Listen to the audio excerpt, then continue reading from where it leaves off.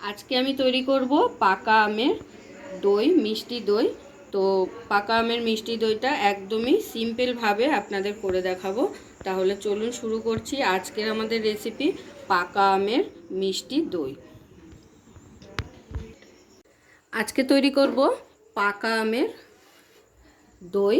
তো পাকা আমের দই রেসিপি এর আগে অনেকেই অনেকভাবে খেয়েছেন। তো আজকে আমি যে রেসিপিটা করব একদম সহজ পদ্ধতিতে।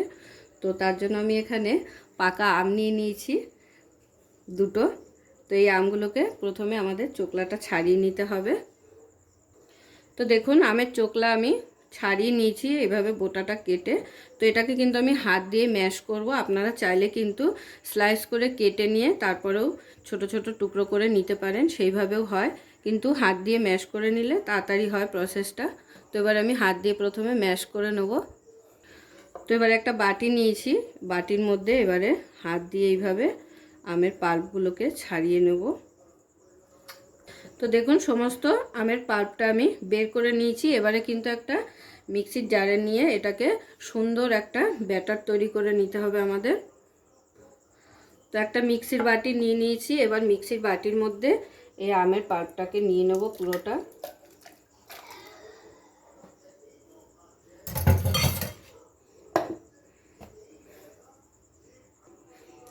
তো দেখুন আমের পাল্পটাকে খুব ভালোভাবে তৈরি করে নিয়েছি। এবার এটাকে কিন্তু একটা ছাঁকনিতে করে ভালো করে ছেঁকে নিতে হবে, যাতে কোনো রকম কোনো আঁশ না থাকে। তো যে কড়াইটাতে আমি পাল্পটাকে জাল দেব সেই কড়াইতে ডাইরেক্ট আমের পাল্পটা নিয়ে নিচ্ছি।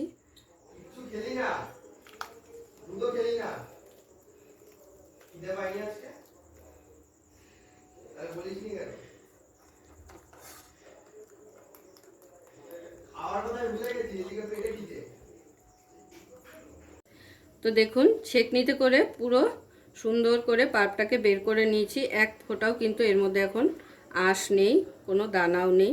তো এবার এই পাল্পটাকে আমাদের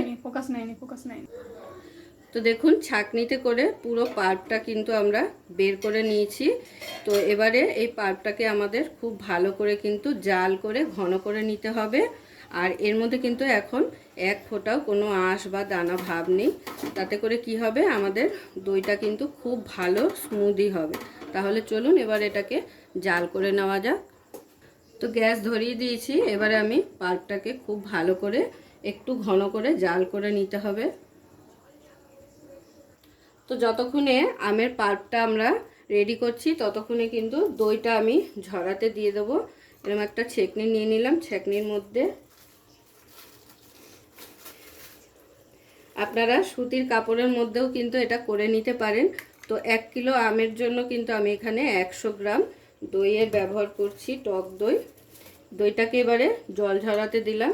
তো যতক্ষণে দইয়ের যদি খুব ভালো করে জলটা না ঝরানো হয়, যে দইটা পাতা হবে সেটা কিন্তু খুব ভালো করে তাহলে জমবে না। তো সেই কারণে আগে থাকতে একটু জলটাকে ঝরিয়ে নিতে হবে। তো দেখুন আমের পাল্পটা কিন্তু যখন জাল দেবেন গ্যাসের ফ্লেমটাকে লো টু মিডিয়ামে রেখে কিন্তু জাল দিতে হবে, না হলে কিন্তু খুব ছেটকাবে। আর যদি লো টু মিডিয়ামে রেখে জালটা করেন তাহলে অতটা ছেটকাবে না। এইভাবে অনবরত নাড়া দিতে হবে, নালে কিন্তু নিচে লেগে যাওয়ার সম্ভাবনা থাকে। তো দেখুন আমের পাল্পটাকে জাল করে বেশ অনেকটাই ঘন করে দিয়েছি। আর আগে যে পরিমাণে পাল্পটা নিয়েছিলাম তার থেকে কিন্তু অনেকটাই পরিমাণটা কমে গেছে। তো আর এটাকে কিন্তু আমি ঘন করব না। এবারে এটাকে আমাদের ঠান্ডা করে নিতে হবে। বেশ অনেকটাই কিন্তু ঘন হয়ে গেছে, দেখে আশা করি বুঝতেই পারছেন। তো এবারে আমি গ্যাসটাকে বন্ধ করে এটাকে ঠান্ডা করে নেব। আর ততক্ষণে আমাদের দুধটা রেডি করতে হবে। তো দেখুন 1 কেজি আমের জন্য আমি এখানে 1 কেজি 250 দুধ নিয়েছি। তো দুধটাকে এবারে জাল করে ঘন করে একটু কম করে নেব, মানে 250 গ্রাম ঘন মানে কমিয়ে নেব। পুরো 1 কেজি মাপে মাপে আমাদের দুধটাকে আনতে হবে। তো সেই বুঝেই কিন্তু জাল দিতে হবে।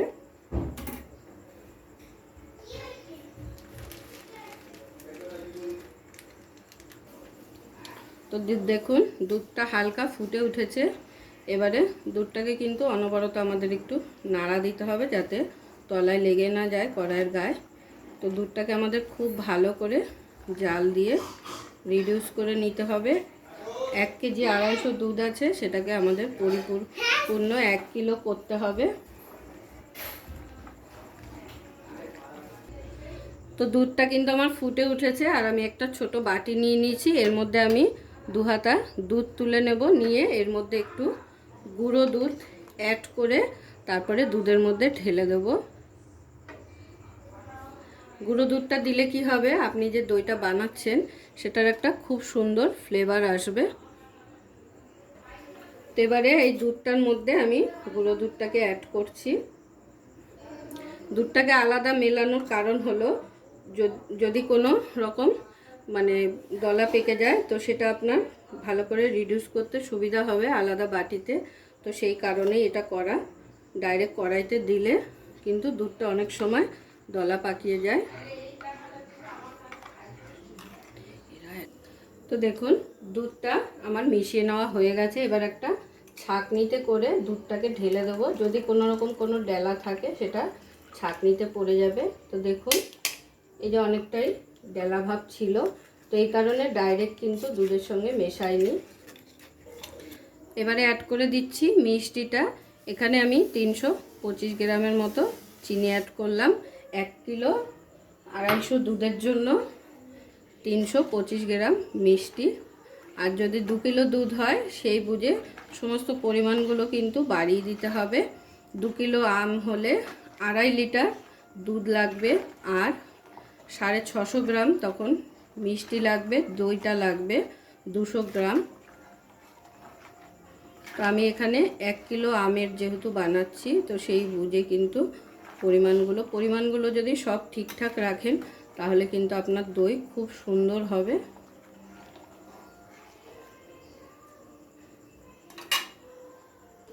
তো দেখুন দুধটা কিন্তু অনেকটাই কমে গেছে, তার মানে আমার দুধটা কিন্তু ভালোভাবে ঘন হয়ে এসেছে। তো 25 গ্রাম দুধ কমাতে হবে, আগেই বলেছিলাম। 1 কেজি 1 লিটার 250 দুধ আছে, তো 250 দুধই কিন্তু আমার কমাতে হবে। তো আরও একটু জাল করে নেব।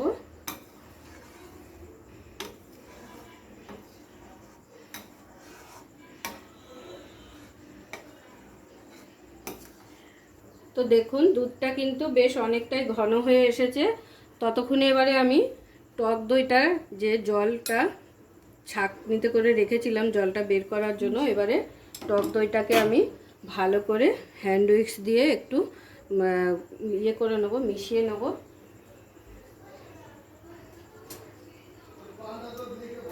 তো দেখুন দইটাকে খুব ভালো করে কিন্তু ফেটিয়ে নিয়েছি, দেখে আশা করি বুঝতেই পারছেন। আর এতক্ষণে আমার আমের পাল্পটাও কিন্তু ঠান্ডা করে নিয়েছি। এবারে অল্প অল্প করে আমের পাল্প এর মধ্যে দেব আর খুব ভালো করে মিশিয়ে নেব।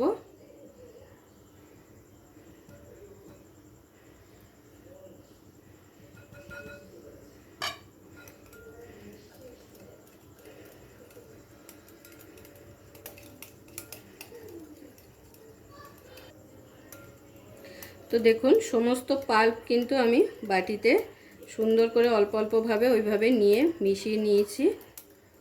তো দই আর আমের পাল্প কিন্তু আমার একদম রেডি। এবারে এর সাথে দুধ মেশালেই কিন্তু হয়ে যাবে আমাদের পারফেক্ট একদম রেডি। তো দুধটা যেহেতু আরেকটু আমি ঘন করছি তো সেই কারণে দুধটা এখনও দিলাম না, এটা মিশিয়ে রাখলাম, এরপরে দুধটা মেশাবো। তো দেখুন দুধটা কিন্তু অনেকটাই কমে গেছে। আমি কিন্তু এতটা মতো দুধ দিয়েছিলাম, তো দুধটা কমে গিয়ে ঠিক এতটা হয়ে গেছে। তো 1 লিটার দুধ কিন্তু আমার হয়ে গেছে জাল করে নেওয়া। এবারে আমি গ্যাসটাকে বন্ধ করে দুধটাকে কিন্তু ভালো করে আমাদের ঠান্ডা করে নিতে হবে। গরম দুধ কিন্তু কোনোভাবেই মেশানো যাবে না, তাহলে পুরো ছানা কেটে যাবে। তো দেখুন দুধটা কিন্তু অনেকটাই আমার ঘন হয়ে গেছে, আর দুধটাকে কিন্তু আমি খুব ভালো করে ঠান্ডা করে নিয়েছি। একদমই ঠান্ডা না, মানে আঙুল দেওয়া যায় সেরকম উষ্ণ একটু গরম রাখতে হবে। একদম পুরোপুরি ঠান্ডা হলেও কিন্তু হবে না। তাহলে এবারে আমাদের যে আমের পাল্পের মিশ্রণটা রেডি করে রেখেছিলাম সেটার সঙ্গে এই দুধটাকে এবারে মেলাতে হবে। এবারে এই যে পাল্পটা রেডি করে রেখেছিলাম, দই আর আমের পাল্প, এটার মধ্যে কিন্তু পুরোটা মিশিয়ে নেব।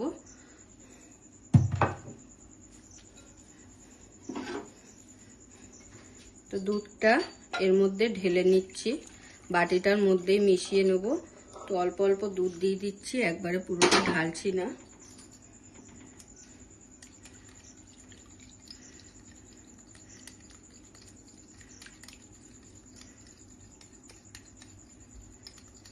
তো বাকি দুধটাও কিন্তু আমি দিয়ে দিলাম, দিয়ে খুব ভালো করে আমাদের এবারে মিশিয়ে নিতে হবে।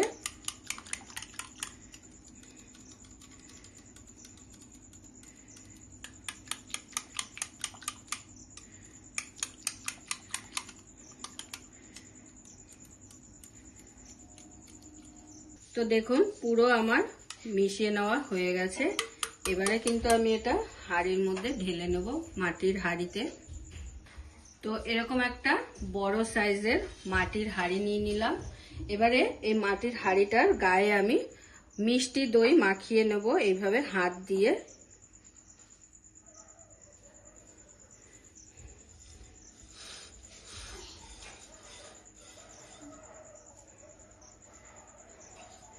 দেখুন এই যে হাঁড়িতে ঢেলে নিয়েছি। এবারে কিন্তু 6 থেকে 7 ঘন্টার জন্য এটাকে আমাদের গরম টেম্পারেচারে রাখতে হবে। যখন দেখবেন জমে গেছে তখন ফ্রিজে রেখে ঠান্ডা করে এটাকে সার্ভ করতে হবে। তো এখন আমি এটাকে রাংতা পেপার দিয়ে চাপা দিয়ে গরম টেম্পারেচারে রেখে দেবো 7 থেকে 8 ঘন্টার জন্য।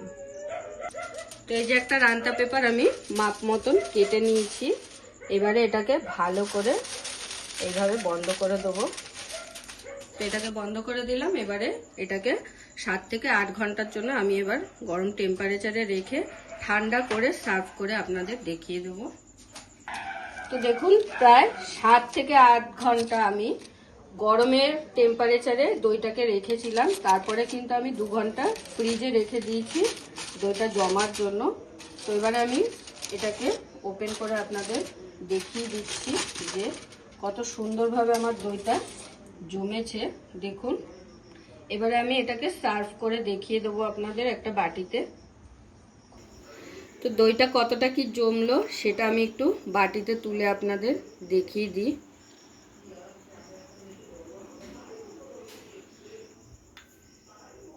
তো দেখুন খুব সুন্দরভাবে কিন্তু দইটা আমার জমেছে।